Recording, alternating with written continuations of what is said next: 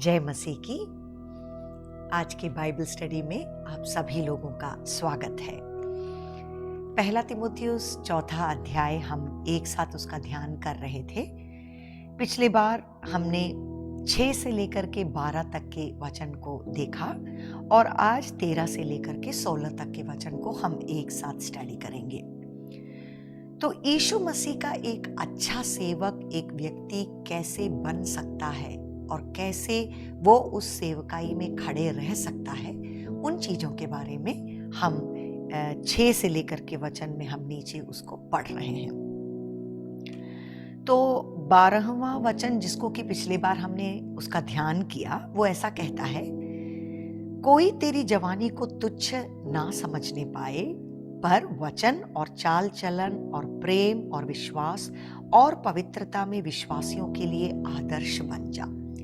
सो तीमुथियुस को पौलुस कह रहे हैं कि देखो, दूसरे लोगों के सामने अगर तुम्हें आदर्श बनना है, एक मॉडल एग्जाम्पल बनना है, तो तुम बोल बोल के लोगों को ये नहीं सिखा सकते हो कि मेरा आदर करो, मेरा सम्मान करो, मैं मसीह का सेवक हूं।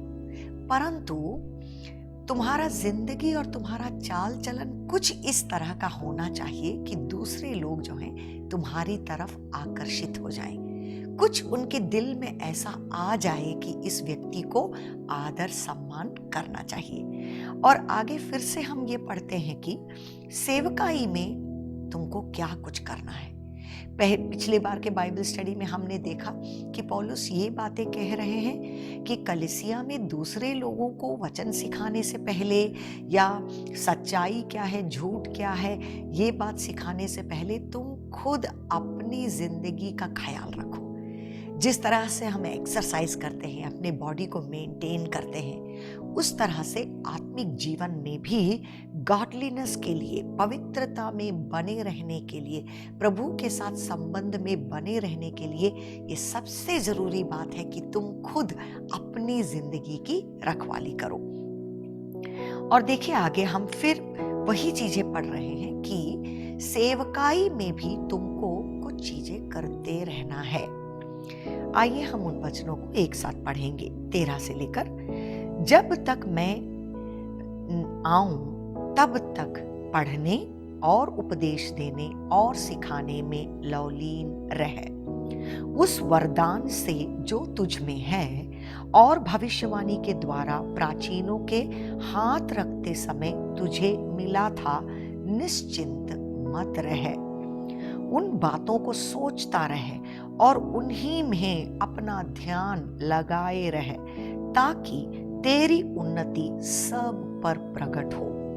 अपनी और अपने उपदेश की चौकसी रख, इन बातों पर स्थिर रह, क्योंकि यदि ऐसा करता रहेगा तो तू अपने और अपने सुनने वालों के लिए भी उद्धार का कारण होगा। Praise the Lord. देखिए पौलुस ये कहते हैं कि मैं कितनी जल्दी तो तुम्हारे पास आना चाहता हूँ। ये मेरे दिल की इच्छा है कि मैं खुद तुम्हारे पास आऊं, कलीसिया के पास आऊं, तुम्हें वचन सिखाऊं। लेकिन जब तक मैं आऊं तब तक तुमको एक्टिव रहना है, तुमको कुछ करते रहना है सेवकाई में। तो हो सकता है पौलुस के वचन को यहाँ पर हम जब पढ़ते हैं तो ऐसा भी हमें कुछ समझ में आता है कि उस समय इफिसुस की कलीसिया में जो बातें हो रही थी, उन कारणों से हो सकता है कि इनका दिल थोड़ा सा दुखी था, थोड़ा डिस्करेज्ड था, एक तरह का निरुत्साह उसके अंदर में था। हो सकता है कि जो झूठी शिक्षा देने वाले लोग थे वो इतना कुछ वहाँ पर कुछ तकलीफ उन्होंने कलीसिया के संबंध में ऐसा खड़ा कर दिया कि तीमुथियुस वहाँ शायद कुछ नहीं कर पा रहे थे। वो थोड़ा हेल्पलेस फील कर रहे थे और हो सकता है कि क्योंकि वो युवक थे, ही वॉज अ यूथ, तो उनके विरोध में जो कुछ भी बातें वहाँ पर हुई उस कारण से हो सकता है कि वो थोड़ा सा जो है सेवकाई में पीछे चले गए या फिर चुप हो गए। सेवकाई में और मिनिस्ट्री की जो दूसरी बातें हैं उसमें एक तरह से मानो वो अपना मुंह बंद कर लिए या थोड़ा सा विड्रॉ कर लिए। तो हो सकता है ऐसे ही एक संदर्भ में फिर से जो है पौलुस उसको एनकरेजमेंट कर रहे हैं, उसके अंदर में उत्साह डाल रहे हैं, उसको याद दिला रहे हैं कि नहीं, तुम प्रभु के सेवक हो, अपने खुद का ध्यान रखो और सेवकाई में जो कुछ भी तुमको सौंपा गया है वो तुमको विश्वास योग्यता के साथ करते ही रहना है। सबसे पहले क्या कहते हैं, जब तक मैं आऊं तब तक पढ़ने और उपदेश देने और सिखाने में लौलीन रहे। परमेश्वर के वचन के संबंध में 3 बातों को वहां पर कहा गया है। आजकल हम देखते हैं कि कलीसियाओं में ये प्रैक्टिस कम है, लेकिन उन दिनों में ऐसा होता था कि सबके हाथ में बाइबल नहीं रहता था। तो जब लोग कलीसिया में एक साथ मिल करके आते थे, तब जाकर के परमेश्वर के वचन को पब्लिकली जो है सबके सामने उसको पढ़ा जाता था, और वही वो अवसर था जब उनको परमेश्वर का वचन सुनने में मिलता था। तो तुम ऐसे ही करते रहना।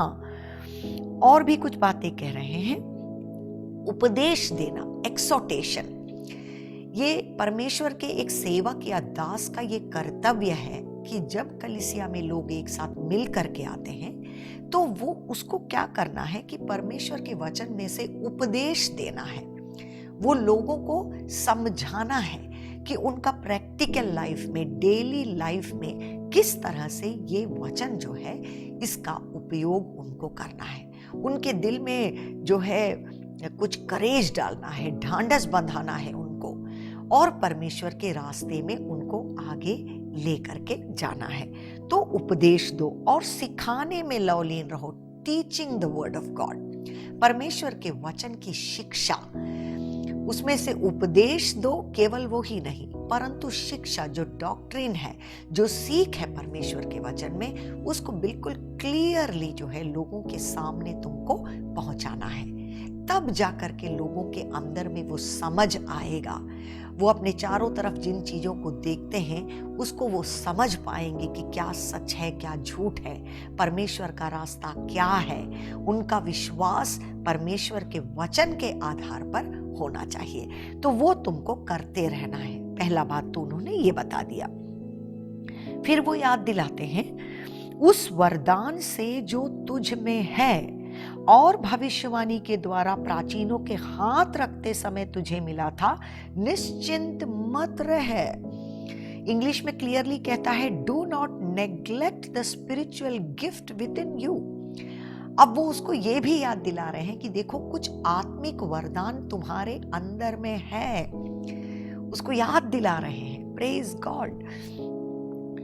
और कहते हैं कि वो तुम्हारे अंदर कैसे आया, जब तुम्हें सेवकाई में तुमको नियुक्त किया गया और प्राचीन लोग तुम्हारे ऊपर हाथ रख के, जब उनका ऑर्डिनेशन हुआ, जब उनको सेवकाई के लिए प्रार्थना करके सेपरेट किया गया, तब वैसे हाथ रख के प्रार्थना करते समय उसके अंदर में कुछ आत्मिक वरदान परमेश्वर ने दे दिया। Praise God. तो हम परमेश्वर के एक रास्ते को भी यहाँ देखते हैं कि देखिए, एक व्यक्ति की बुलाहट, सेवकाई में बुलाहट जो है वो परमेश्वर उसके लिए चुनता है, परमेश्वर उसको नियुक्त करता है। लेकिन परमेश्वर का रास्ता ये भी है कि उसको किस तरह से उस मिनिस्ट्री में अपॉइंट किया जाए या ऑर्डेन किया जाए। जब परमेश्वर प्राचीनों के दिल में, प्रेरितों के मन में ये बात भविष्यवाणी के द्वारा उनको दिखाते हैं कि फलाना व्यक्ति इस सेवकाई के लिए बुलाया गया है, तो वो लोग जो है हाथ रखे, by laying on off hands, जब इस तरह से वो प्रार्थना करते हैं कलीसिया के अंदर में, तब जाकर के जो है वो व्यक्ति उस सेवकाई के लिए ठहराया जाता है। तो बहुत सुंदर बात यहाँ पर उन्होंने कह दिया कि देखिए, तुम वरदान जो तुझ में है उसमें तुम निश्चिंत मत रहना। इंग्लिश में और क्लियर है, डू नॉट नेग्लेक्ट, ऐसा कहता है। तो देखिए, एक चांस है ना, कि हमारे अंदर जो आत्मिक वरदान है हम उसको तुच्छ मान भी सकते हैं, हम उसके बारे में निश्चिंत हो सकते हैं, हम उसको नेग्लेक्ट कर भी सकते हैं। देखिए, इब्रानियों का पुस्तक उसका 2 अध्याय में भी कुछ ऐसा ही बात हमारे जो है सैल्वेशन के बारे में वहां पर प्रेरित ने कहा है कि डू नॉट नेग्लेक्ट। देखिए, 2 शब्द है, एक है रिजेक्ट और एक है नेग्लेक्ट। रिजेक्ट माने किसी चीज को पूरी तरह से जो है इनकार कर देना या तिरस्कार कर देना। उसकी नीचे वाली डिग्री में आता है नेग्लेक्ट, जिसका ये मतलब है कि आप किसी चीज को जो है उतना इंपॉर्टेंस नहीं दे रहे हैं, या उसको थोड़ा तुच्छ समझ रहे हैं, या उसको आप थोड़ा सा हटा के रख दिए हैं और आप उसके बारे में कुछ कर नहीं रहे, आप निश्चिंत बैठ गए। लेकिन परमेश्वर के वचन के आधार पर हम ये समझते हैं कि अगर आपने परमेश्वर की बातों को नेग्लेक्ट भी कर दिया, उसके बारे में आप एक्टिवली आगे नहीं जाते हैं, आप उसके बारे में निश्चिंत हो जाते हैं, तब भी वो आपकी जिंदगी में काम करना बंद कर देगा। इब्रानियों का पुस्तक 2 अध्याय उसमें ऐसा कहता है, तो 3 वचन ऐसा कहता है, तो हम लोग ऐसे बड़े उद्धार से निश्चिंत रहकर क्यों कर बच सकते हैं। 1, 2 और 3 वचन। तो यहां पर ऐसा कहता है कि how shall we escape if we neglect so great a salvation, कि इतना बड़ा उद्धार जो परमेश्वर ने हमारे लिए दिया है, अगर तुम उसको थोड़ा सा तुच्छ मानोगे, साइड में हटा के रख दोगे, एक्टिवली तुम उसके पीछे खोज करते हुए नहीं जाओगे, तब भी परमेश्वर की शिक्षा तुम्हारी जिंदगी में आ सकती है। कुछ ऐसी ही बातों को जो है प्रेरित ने यहाँ कह दिया कि देखो, तुम्हारे अंदर में जो आत्मिक वरदान प्रभु ने दिया है, वचन को सिखाने का, वचन में से उपदेश देने का, और जो है पैस्टोरल मिनिस्ट्री का जो गिफ्ट परमेश्वर ने तुम्हें दे दिया, जो डिसर्नमेंट का गिफ्टिंग तुमको दे दिया, उसमें तुम निश्चिंत मत रहो। जैसे कि हम पढ़ते हैं ना, वो मसीह ने जो सिखाया कि द पैराबल ऑफ टैलेंट्स, वहां पर क्या हो गया, मालिक ने अपनी संपत्ति में से अपने दास लोगों को कुछ कुछ बातें जो है तोड़े, उन लोगों में से एक लोगों को डिस्ट्रीब्यूट कर दिया। तो जिसने एक पाया था उसने क्या किया, वो सोचा कि अब मैं इसको लेकर के जाऊंगा, कहीं मेरा प्रॉफिट होने के बजाय लॉस हो गया तब तो गड़बड़ हो जाएगा। उसने ले जा करके जो है उसको छुपा करके रख दिया। लेकिन जब उसका मालिक वापस आया तो हमें पता है कि उसको क्या सुनने में मिला, कि तुमने क्यों इससे व्यापार नहीं किया, मैंने तुम्हारे हाथों में ये इसलिए सौंपा था कि तुम इसका उपयोग करोगे और इसको तुम जो है इसमें बढ़ोतरी लेकर के आओगे। उसी तरह से है, अगर प्रभु हमारी जिंदगी में कोई आत्मिक वरदान देते हैं तो वो जो है हमको उपयोग में ले करके आना है, हम उसको छुपा करके नहीं रख सकते हैं। परमेश्वर जो है वो हमसे पूछेंगे कि तुमने क्या किया। आत्मिक वरदान हमारे अंदर में इसीलिए परमेश्वर देते हैं कि हम मिनिस्ट्री करें, मिनिस्ट्री में परमेश्वर के लिए और परमेश्वर की महिमा के लिए हम जो है उसको यूज में ले करके आए। इसीलिए देखो, भविष्यवाणी के द्वारा प्राचीनों के हाथ रखते समय तुम्हें कुछ मिला था। हालेलुया। एक और बात, हमें कभी ये बात को तुच्छ नहीं समझना है कि प्राचीन लोग, परमेश्वर के दास लोग जो हैं, जब हमारे लिए प्रार्थना करते हैं, हाथ लगा करके प्रार्थना करना, the laying on off hands, वो जो है परमेश्वर के वचन का एक रास्ता है, एक प्रमाण है, जिसमें से बहुत सारे जो है स्पिरिचुअल ट्रांजैक्शंस हमारी जिंदगी में होते हैं। हालेलुया। 15वां वचन कहता है, उन बातों को सोचता रहे और उन्हीं में अपना ध्यान लगाए रहे, ताकि तेरी उन्नति सब पर प्रकट हो। हालेलुया। मेडिटेशन के बारे में कहता है यहाँ, take pains with these things and be absorbed in them so that your progress will be evident to all. Hallelujah. तुम्हारे हाथों में जो सौंपा गया है, जो उपदेश तुमने पाया है, जो तुमने मुझसे सीखा है, जो आत्मिक वरदान तुम्हारे अंदर में है, उसको तुच्छ मत मानो, परंतु उसका ऑपोजिट क्या है कि उन बातों को तुम सोचते रहो। जैसा हम पहला भजन संहिता में पढ़ते हैं, meditating on the law of God day and night. आज जो है परमेश्वर के लोगों के बीच में और सेवकों के बीच में ये बात बहुत ही कम हो गया है, क्योंकि हम परमेश्वर के वचन को पढ़ते हैं या कलीसिया में जब हम आते हैं तो कुछ बातों को एक साथ वचन में से सोचते हैं, इसके बाद हम भूल जाते हैं और ढेर सारी चिंताएं जो हैं हमारे मन के अंदर में घुस करके चली आती है। लेकिन कुछ तो इस बात में है, मेडिटेशन में है, कि देखिए तुम उस बात को सोचते रहो, तुम्हारे मन में, दिल दिमाग में परमेश्वर के वचन में से जो है तुम मेडिटेट करते रहो। इसका एक बहुत ही सुंदर चित्र जो है हम दूसरे कुरिन्थियों के पुस्तक 10वें अध्याय में देखते हैं, 4 और 5वें वचन में। आप जो है खुद भी इसको पढ़ सकते हैं, बहुत अच्छा वचन है ये।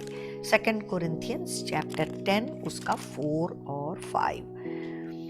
यहाँ पर ऐसा कहता है, क्योंकि हमारी लड़ाई के हथियार शारीरिक नहीं पर गढ़ों को ढा देने के लिए परमेश्वर के द्वारा सामर्थी है।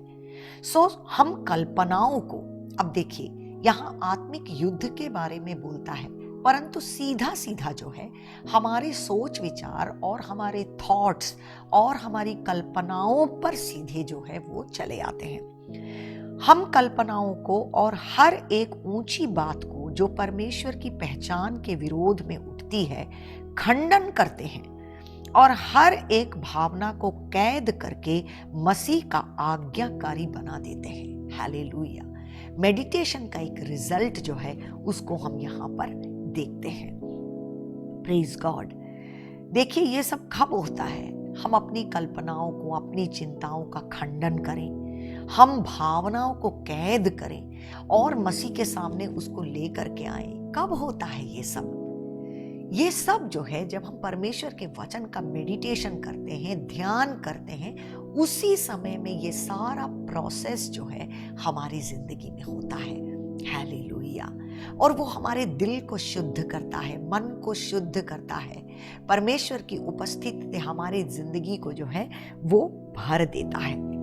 अगर इस तरह से तुम परमेश्वर की चीजों में पूरी तरह से लग जाओ तो प्रेज गॉड, तुम्हारी उन्नति सब पर प्रकट होगी। Praise God.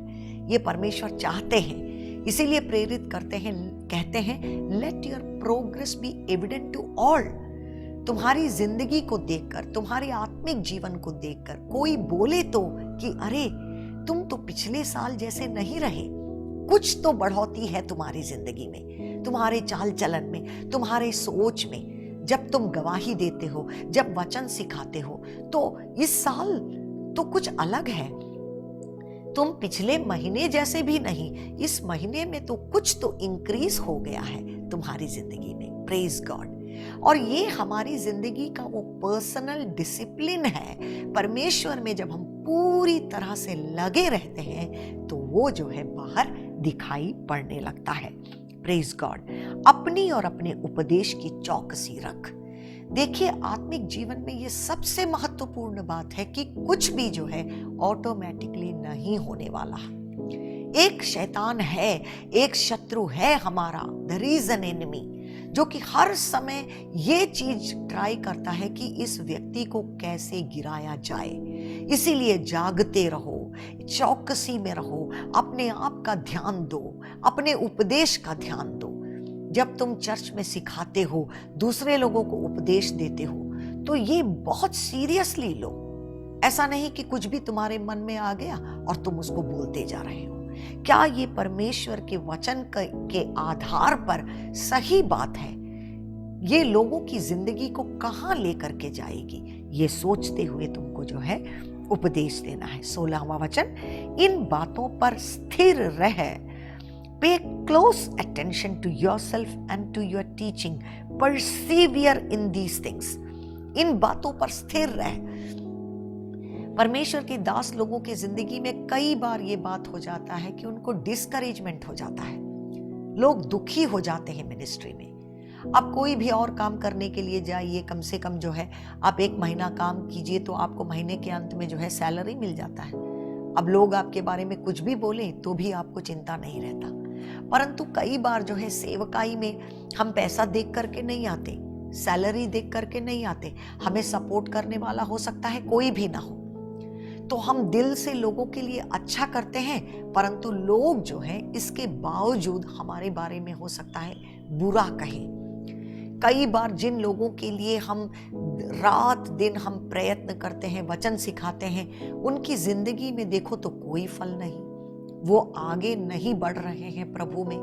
कोई जैसे मान लीजिए सक्सेस नहीं है, आपकी कलीसिया में कोई आ नहीं रहा है। तो ऐसी ढेर सारी बातें हैं जिसको देख करके लोग जो है मिनिस्ट्री में डिस्करेज्ड हो जाते हैं और छोड़ देते हैं। बहुत इच्छा के साथ वो मिनिस्ट्री में निकलते तो हैं, पर कुछ दिनों के बाद, कुछ महीनों और सालों के बाद जब संकट उनकी जिंदगी में आ जाता है, डिस्करेजमेंट आ जाता है, तो वो छोड़ देते हैं। इसीलिए यहाँ कहा गया है परसिवियर, तुम स्थिर रहो, तुम लगे रहो। मिनिस्ट्री में तुमको पीछे नहीं जाना है। एक बार तुमने उसमें हाथ लगा लिया है तो तुम बने रहो। Praise God. क्योंकि यदि ऐसा करता रहेगा तो तू अपने और अपने सुनने वालों के लिए भी उद्धार का कारण होगा। Praise the Lord. तो तुमको परसिवियर करना है, परमेश्वर जो है तुमको इसमें रिवॉर्डिंग करेगा। Praise the Lord. तुम अपनी भी और अपने सुनने वालों के लिए भी उद्धार का कारण बनोगे।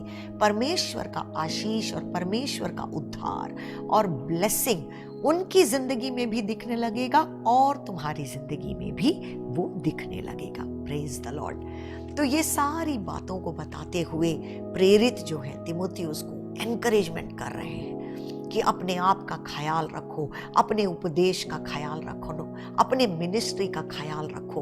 परमेश्वर जरूर जो है तुमको रिवॉर्ड करेगा, परमेश्वर तुमको आगे लेकर के जाएगा। हम दूसरों को दिखाने के लिए नहीं, परंतु परमेश्वर के आगे उनकी आंखों के सामने हम अपनी जिंदगी को व्यतीत करें। परमेश्वर के वचन के अनुसार अपनी जिंदगी को हम आगे लेकर के जाएं, तो जरूर परमेश्वर का उद्धार हम अपने लिए पाएंगे। और हम जहां मिनिस्ट्री करते हैं उन सारे फील्ड में जो है हम परमेश्वर के उद्धार को देखेंगे। हालेलुया। आप सबको प्रभु आशीषित करें। जय मसीह की।